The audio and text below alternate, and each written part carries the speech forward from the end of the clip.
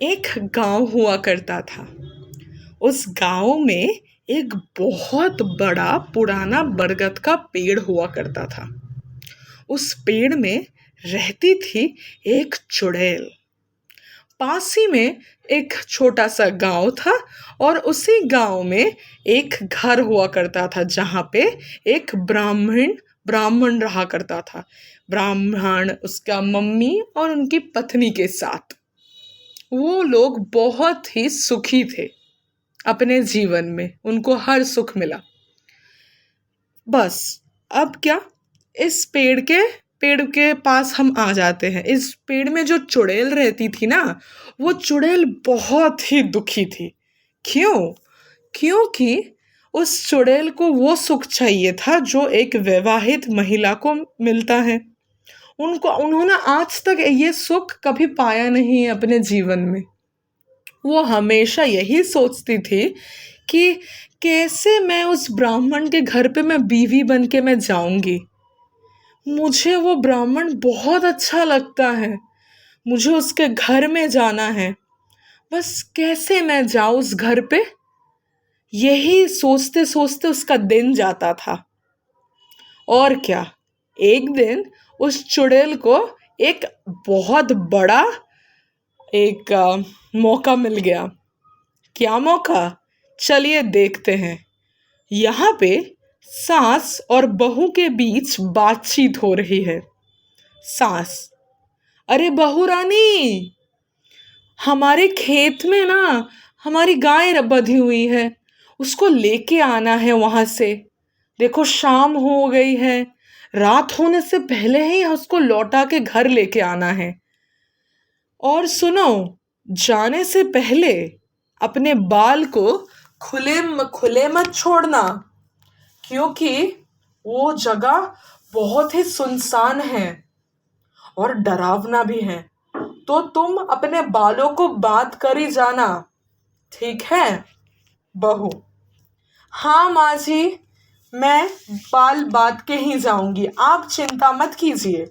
मैं अभी गई और अभी आई। ये कह के बहुरानी घर से निकल जाती है और थोड़ी दूर जाके वो अपने बाल खोल देती है। इसी बीच वो अपने गाय को पुकारती है जिसका नाम गोधूली था। गोधूली, गोधूली! अरे यार, ये गाय भी ना किधर चली जाती है। फिर उनको मिलता है वो गाय। फिर उसको थोड़ा डांट के वो लोग लौट रहे थे। इसी बीच उस चुड़ैल का आंख गया इस बहुरानी के ऊपर।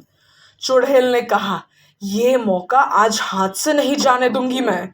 कुछ भी हो जाए, मैं आज उस ब्राह्मण के घर पे जाऊंगी ही। ये बोलते ही बोलते वो अपने पेड़ से उतर के नीचे आके ही वो एक बुढ़िया का उसने रूप ले लिया और यही रूप लेके वो आगे बढ़ने गई।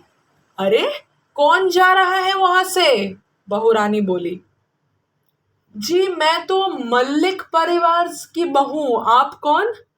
मैं तो चक्रवर्ती घर की बहू हूं। आप इतने रात को क्या कर रही हैं इस सुनसान रास्ते पे? सुना है ये जगह ठीक नहीं है। अरे, मुझे और क्या ही होगा। मरने की उम्र आ गई है। मुझे और होगा ही क्या, कुछ है ही नहीं। चलो ना, कुछ देर तक थोड़ी बातें ही कर लेते हैं, फिर हम लोग चलेंगे।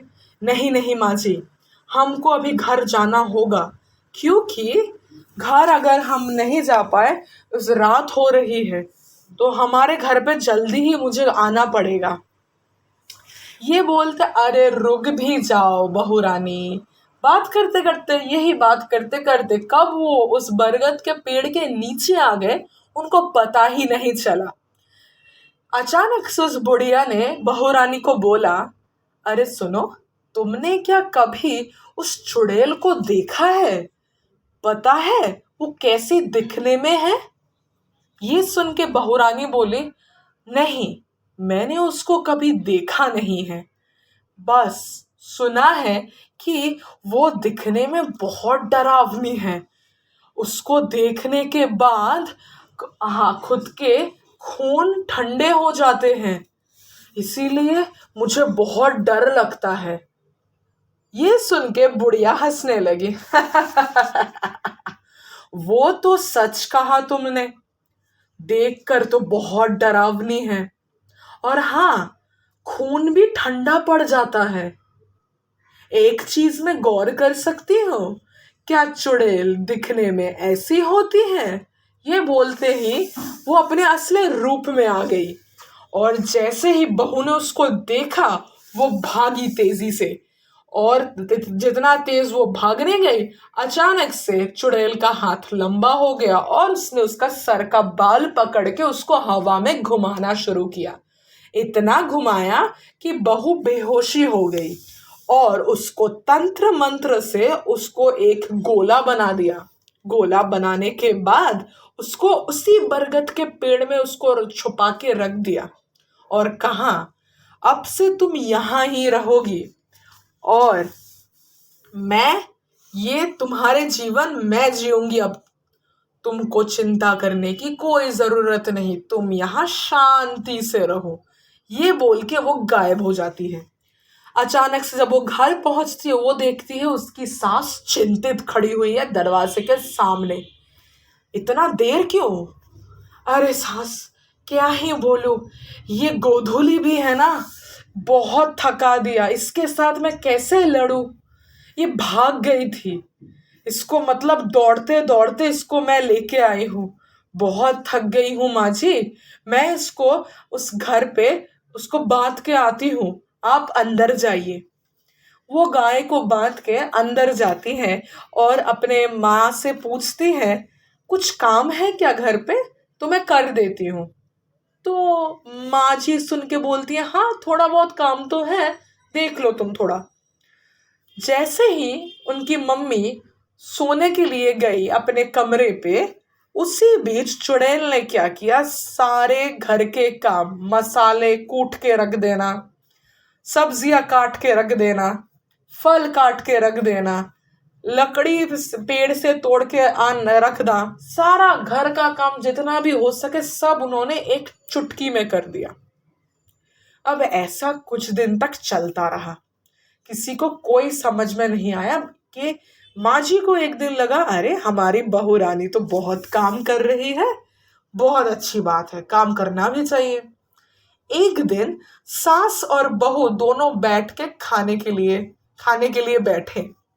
उन्होंने देखा कि आज बहू की थाली पे 10 गुना ज्यादा चावल है।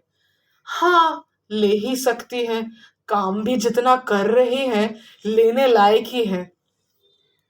फिर वो बोलती है, अरे बहू, आज तो तुमने बहुत स्वादिष्ट दाल बनाया है, काश थोड़ा सा नींबू मिल जाता तो मजा ही आ जाता। ये सुन के चुड़ैल बहू ने कहा, अरे माँ जी, आपको नींबू चाहिए, अभी मैं आपको तोड़ के देती हूँ। बोलते ही बोलते उसने अपना हाथ लंबे कर दिए और खिड़की के बाहर जो नींबू का पेड़ था वहां से नींबू तोड़ के अपने मम्मी को दे दिया। मम्मी तो देख के पूरे चौंक गई। अरे ये कैसे हो गया? इसके हाथ लंबे? अभी तो कुछ बोल नहीं सकती, जब बेटा लौटेगा तब मैं देखूंगी क्या कर सकती हूँ। अभी चुप रहती हूँ, जैसा जैसा वो कर रही हैं चुपचाप देखती रहती हूँ। 2 दिन बाद उसका बेटा सनातन लौटता है। मम्मी, क्या हुआ? आप ऐसे क्यों कर रही हो? अरे सनातन, मैं तेरे को बहुत सारी बातें बताऊंगी, चल मैं तुझे कुछ दिखाना चाहती हूँ। क्या? आपकी बहू रानी किधर है? अरे तू आना यार, आना तू मेरे साथ, देख। उसको अपने बेटे का हाथ पकड़ के वो जाती है रसोई के घर के। जैसे ही जाती है तब वो देखते हैं सनातन और उसकी मम्मी कि बहू अपने पैर जला के खाना बना रही है, चावल उबाल रही है अपने पैर जला के। ये देख के सनातन चौंक जाता है और बोलता है, मम्मी, ये आपकी बहू रानी नहीं है, ये आपकी चुड़ैल बहू है। जो वही बरगद के पेड़ में रहती है। असल में मैं जब घर से लौट रहा था ना, तभी मैंने ना उस पेड़ से किसी का आवाज सुना। आप ठहरो, मैं जाके, वही एक तांत्रिक है, तांत्रिक हमारी मदद करेगा। मैं जाऊंगा और उस तांत्रिक को लेके आऊंगा। हाँ हाँ, तू जा, मैं इधर संभाल लेती हूँ। इसी बीच खाना बना के जब चुड़ैल बहू बाहर निकलती है, तब वो पूछती है, अरे मम्मी, सनातन आया था ना, कहाँ गया? ओह, सनातन, वो तो वैद जी के पास गया है। वैद? किसको क्या हुआ? वैद क्यों? अरे बहू रानी, कुछ दिन पहले ही मैंने तुमको बताया था ना, मेरा कमर का दर्द बढ़ गया है। अरे आप मुझे बोल देती, मैं आपको दवाई बना के दे देती। आप मुझे क्यों नहीं बोले? अरे नहीं नहीं, तुम इतना घर का काम कर रही हो, तुम घर का काम करो, मैं वैद्य को दिखा दूंगी।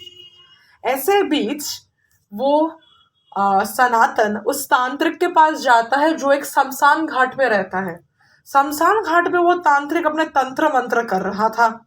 बहुत सारे हड्डियां लेके बैठा हुआ था, खून पी रहा था, बार बार मरे हुए इंसान का खून पीता है वो, हड्डियों के साथ कुछ जाप रहा था।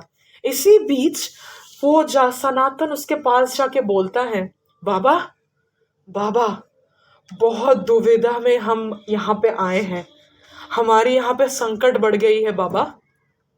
क्या हुआ बेटा, क्या हुआ, बोलो।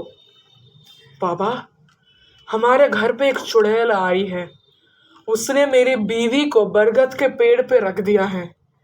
आप अगर थोड़ा जाके अगर देखते तो हमारे लिए बहुत अच्छा होता। ठीक है, मैं आज जाऊंगा, चिंता मत कर।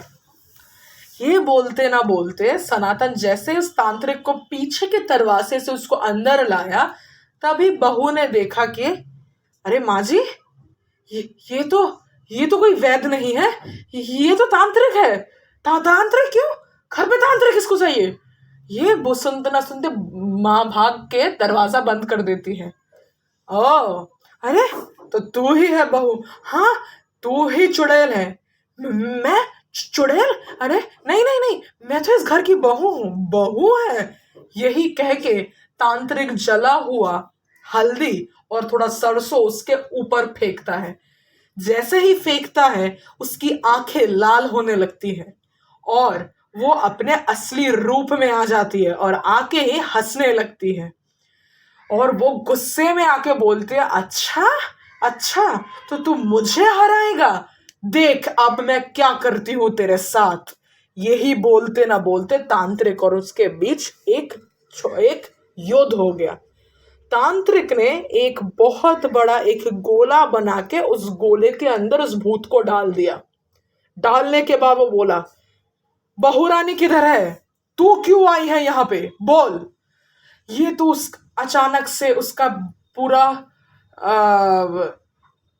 बॉडी जलने लगा और जलते ही जलते वो रोते रोते बोली, मुझे इस घर पे आना था, मुझे इस घर में आना था, क्योंकि मुझे ये ब्राह्मण बहुत पसंद था, इसीलिए मैं चाहती थी मैं इसकी बीवी बन के कुछ दिन इसके साथ घर संभालूं।